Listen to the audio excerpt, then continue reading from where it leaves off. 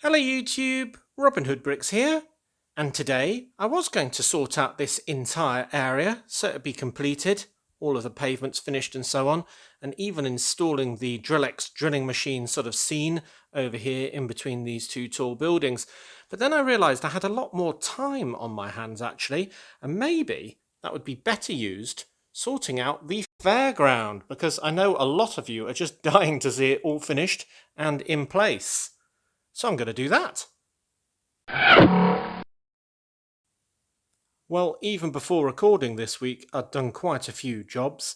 You've already seen the boutique hotel in place right over there in the distance next to the Red Girder Bridge, but I've restored the holding kind of building site for my double modular that I'm still designing and will be hopefully doing this summer, though that seems quite ambitious still at the moment because I haven't even finished designing it yet. But anyway, that's all back there because I do think that's going to work very much better with the rears of the buildings being visible from everywhere in the city, just because it's been designed to go in that hole. So basically it should be the best at it.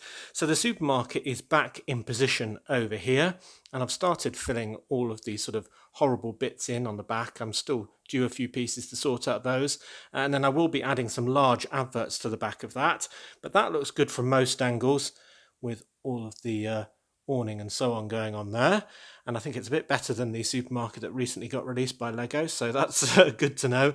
So what was left over was the brick bank, and that with its wonderful little laundrette on the side can go here, and it already had this advert for the museum on the back, so I may add to that in due course, but it's one of the least interesting buildings in a way, so I may do something with it in the future, but not too much needed. Right, so on to the fairground. And I've also done quite a bit of work here in that I had to kind of rework some of the rides remaining. So there are four main rides yet to go in. And the chair ride is one, which I didn't have to rework, but is quite problematic because when it spins, it really spreads out quite a long way. So anyway, that's problematic. And the space spinner does the same thing. And that's why I've basically added in as a temporary holding position these two bright yellowish orange cylinder pieces. I will get two more of the trans-light blue ones so it looks proper, but that's just to lift the cars away from the floor so people can walk underneath it. Otherwise, when that spreads out, wow, it just takes an absolute huge sort of space out that no people will be able to walk in without getting completely taken out. So that's had a bit of rework, and I've reworked the platform it sort of sat on, so it's exactly 16 by 16 as well. Funnily enough, the funny octopus ride, I'd totally removed all of the workings underneath the surface. I don't know why. I think I must have needed them to do another one at a later date because I'd run out of pieces or something. Anyway, so I've had to restore all of that. So that's been worked on as well. Then the Ninjago ride needed quite a bit of work actually, because it alone was working on the basis of having a battery box on about half speed for it to work perfectly. And basically, well, it's going to need to share battery boxes with absolutely everything else. So essentially, it's going to need to cope with one on full power. So I had to do a gearing down mechanism. I had to try about 5 different combinations of gears before I found one where it continued to work. And that's also been rebased onto a base that's going to fit a lot better into my area, which is kind of this 48 by 48 base plate, the majority of that one, and well, some of that one. So just to do a quick recap, we've got one battery box yet undisguised which does the carousel, and these two over here. We've got one that's built into the Dodgems all on its own. We got this one that does this whole section of four, and it turns out that basically 4 motors is all one battery box can really do, and I was kind of thinking at the beginning that it might work better than that, so I'd need fewer of them, but yeah, it turns out that's the way it's going to work. So they're at full capacity. This one is only powering 3 at the moment, 1, 2, 3, so I think whatever goes in sort of this spot here will go onto that battery box. And then this one is currently powering the 2 roller coasters and the 2 rides inside the roller coasters. Very noisy indeed. Ooh. There we go. Thud. Which means I've got one more battery box for the remaining, well, 3, I suppose, because one will be on that one we just mentioned. So 1, 2, 3 can be powered by another one. So I've just got enough motors, no motors to spare. I've just got enough battery boxes. Well, actually, tell a lie, I didn't have enough battery boxes.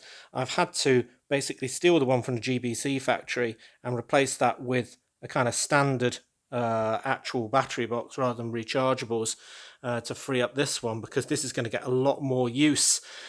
But I think it will be worth it, and I'm definitely not buying another one because they go for about £200 now. They're absolutely ridiculous. They were 35 originally. So yeah. So yes, I've done an absolute load of work already. So really today we can just focus on trying to install as much of this as possible. Cool. Right, so one more thing before I get started. I'm going to have a vehicle of the week because I've dug out this wonderful recycle truck, which is set 4206, because I was inspired to go and find it after seeing the Disgustingly Coloured Friends one that's going to be released this summer. And I knew I had one that was much better, so I think this will look absolutely awesome on my roads. I really, really like this set, so goodness knows why it wasn't on my streets already. So I'll just pop that there because it's within reach, and that looks really good. Cool. So right, let's get on with fitting something into the Fairground. I think I'm going to sort of concentrate on this space here, and then I can kind of finish off this bank and everything else, and well, that'll be another area finished off. Well, I'm running out of options now of what ride to put where. The area here just in between the roller coaster and these other 3 is very small and will really only take the space spinner out of the ones I've got left. Now it's been extended, so well, that's where it's going to go. So essentially I've tried to fill in and contour all around the gold mine onto a gradual hill so people can just sort of walk up it. And I think the next thing to do is to install it in this space here, and then I can kind of do the remainder of the sort of edging of that hill kind of on top of it. And I really hope that essentially all these rides do not break down around this area especially, because if they do, just digging out the workings is going to be an absolute nightmare, because all these plates sort of connected onto each other, they don't come apart that easily.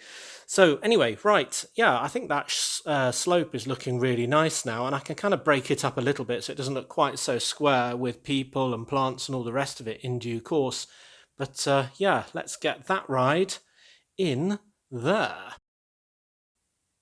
Right, so the mechanism for the space spinner is in underneath there, and that black plate will be covered. And we now have finished the transition along the entire length of the height difference between the window ledge and the normal fairground level. Combination of green slopes where people are walking less, and kind of plates in bright green where they're walking more. And I might put more plates in tan colour, dark tan rather, in due course, but I'm not entirely sure yet. Now, it is quite sensitive every time you start pulling up plates around other rides and so on, so I have been sort of checking throughout that the 3 rides here still work. Yep, they seem to still be going, so that's good. And I better check this now still works in position. Yep, that's spinning, so we're all right, because I really don't want to have to dig all of this up and do it again. And talking of digging it up and doing it all again, I'm really hoping that the clearance between the space spinner and the roller coaster is enough, because, well, if it isn't, I'm going to have to do it all again. Fingers crossed. Oh dear. Wow, it is in. And it looks a bit funny with that yellowish orange section of the tower, but that will get replaced as soon as I can get a pair of parts to do it. But yeah, looking good. It's kind of nice that you have to look around to sort of see all the different scenes and so on. It's not too tall that it's obstructing our view of the Venus flydrop. But the real proof of the pudding is whether it hits this roller coaster or not when I turn it on, because it flings out quite a lot when you turn it on before it gets kind of settled. Oh, and the clearance isn't much, is it? I mean, it's kind of flying over the shoulder, threatening to hit that guy in the head. But, importantly, it does work. It's kind of creating a bit of a breeze around there as well. Wow, that is really, really close. Packed and stacked. I think the breeze just blew it down the hill. That's really good. Cool. Well, it does fit at least, and that is the problem with all of these rides. There's just yeah, so little space to cram them into, and that why I raised it is quite apparent now because I can actually get people walking underneath this if they dare. But before they were kind of scraping the floor, and basically anyone between here and here would have just totally been taken out. So yeah, I think that's worked rather well actually. It looks very seamless, which is what I like. I don't know where I'm going to put the caravan now because I was thinking of sort of parking it alongside there, but I don't think that's going to work for the battery box. Anyway, good. Another section finished. Onwards to the next one. And while I was doing something else, I rediscovered my box of frogs, which is the box of kind of toy frogs that are the prizes for my Splatter Frog game. So I've installed those as well. I figure they're little furry frogs that are the prize. Looking good. Okay, so three more major rides to fit in, and I thought it was about time that I basically planned them all out at the same time, just because, well, they've got quite a reach, each of them, especially the Funny Octopus ride, which does kick up quite high. But worst of all is the chair ride, which not only is very tall, so obstructs views from wherever it goes, really, but those chairs do sort of fling out quite a bit, especially when it gets started up. So you might think having the tallest ride right at the front is a bad idea, but basically, if you put it anywhere else, it completely blocks something else. And having something very tall at the front, I think, is sometimes good because it kind of makes you want to sort of peer around one side and peer around another to see some details. The only bad thing is we've got this sort of very sort of flat space on top of it, so maybe we need to do something fun with that. Also, we've got the minor risk that when we turn on the fairground, these will sort of bat into you as you actually stand right on the edge of the standing hole. But, I think it is good there, and I think it'll look good from a distance. And when you're standing kind of in the standing hole, you're really looking over it straight away already. It's kind of like the carousel where if you're really above it, then all you can see is roof, but it definitely looks good from any other angle. So I'm hoping the same will be true of this. Yeah, I mean, it's very see-through at a lower level because there isn't much there, of course. Anyway, the next stage is to basically see where I can put it and still have these bright green plates all around it, filling all the gaps because they don't come in every shape and size that many colours do. So I've kind of figured that this is a decent position because I can use my 6x12 plates and my 8x16 plates to fill in all the gap around this area, and then I'll kind of worry about this whole section after that. So I think what I'm going to do next is put this in position, the chair ride, but maybe not put the top back on so I can still kind of work over it without knocking it over every single time. And then we'll get this whole area of green filled in, and we can start to put in things like crowds and ticket offices and maybe even our fortune teller or something like that. So yeah, I think that is the next step. And the chair ride is in. Good, good. And oh wow, it looks absolutely amazing, doesn't it? I mean, talk about seamless with no motors and wires. That has got such a small footprint actually on the very bottom, and it just looks like, well, how would that be powered? Fantastic, really like it. And now we've kind of completed our edge all the way along the standing hole, all the way along there, very straight, reflecting the sort of guillotine that's come down to create an area for me to stand in.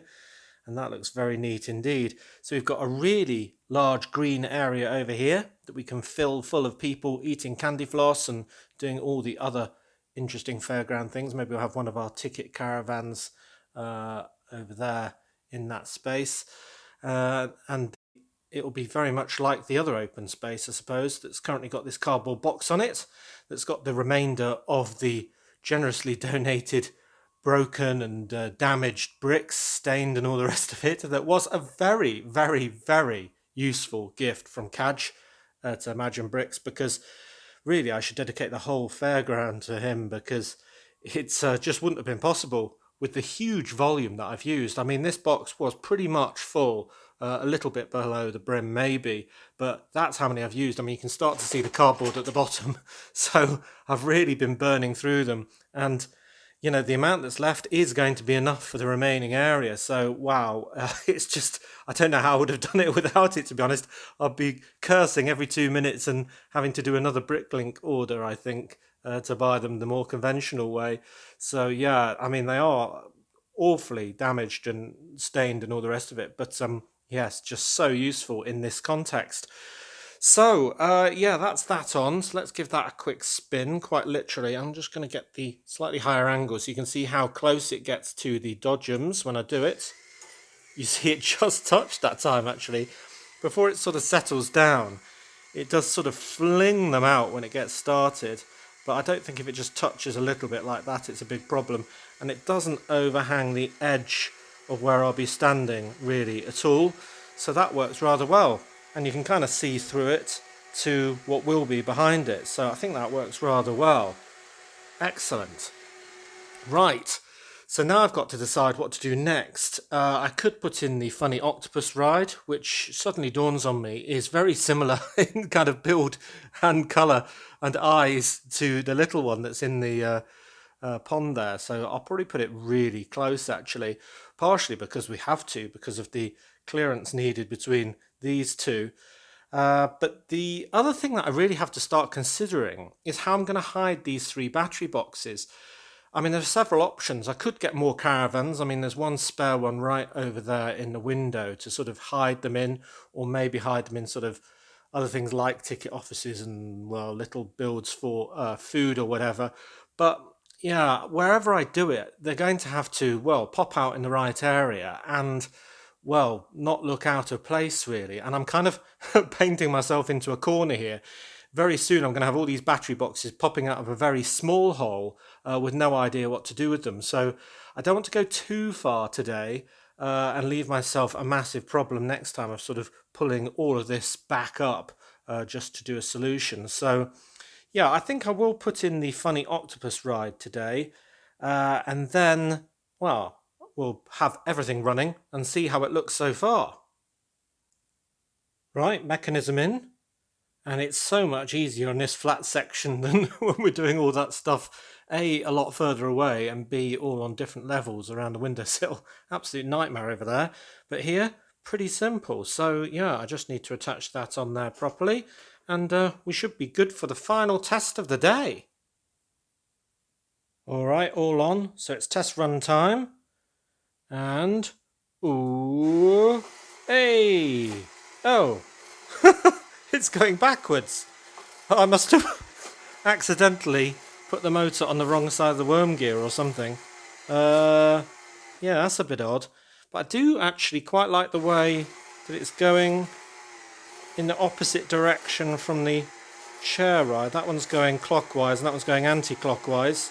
So I suppose the easiest thing would just be to change all of the cars around on this so they're actually facing forward.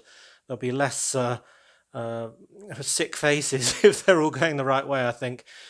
Right, yeah, so I'll swap that round and then I think we'll be in a position to put everything on that we've done so far. And wow, it is going to be noisy. All swapped round there, no problem.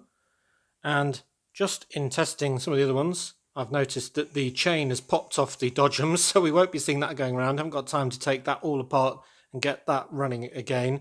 So we'll just have to make do with 17 different motors and rides running all around the fairground at once. So here goes.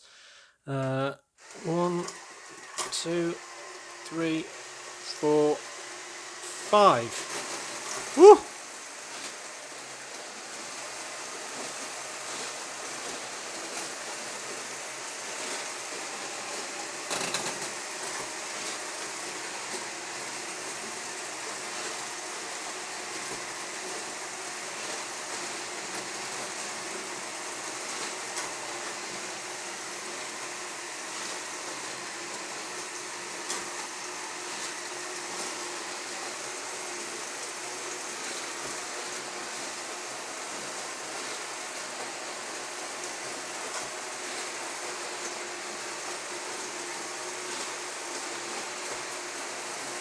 Wow.